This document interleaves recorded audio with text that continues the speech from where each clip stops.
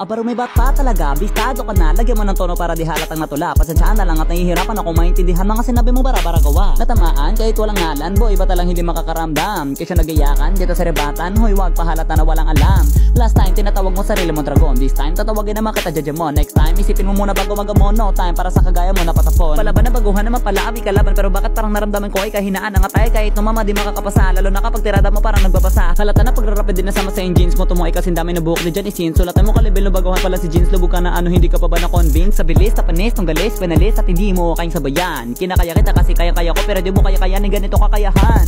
Malamang di mo kayang harapin kapag tinatagyan ng mga barakwa, kalain mo leon. Kayabangan mo na lang kasi, kaya nga inaakala mo nakakayanin mo ako ngayon. Kaya manan ka na ba pre? Kasi pagkatapos nito magagawa na kita na mabaon. Ngayon ito ang mangyayari kapag binangga mo ang isa kagaya kong tinaguriyan na Panginoon.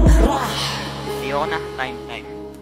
Joke lang, hindi pa ako dito nagtatapos. Pero katapusan mo na to, dati ka ng laos. Dinadamay pa si Fuego, masyadong halata. Nagpapapansin, tinatawag na taba. Dami-dami sinasabi, bakit masyadong hapit? Pasensya at medyo busy ako, daming nasabik. Nalumaan na ng panahon, bakit bumabalik? O sige, ikaw naman ang bahala, anoxic. Ha?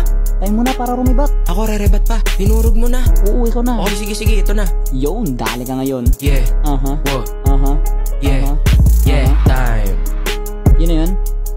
Hanip na ribat kay 1 second, literal na 1 second.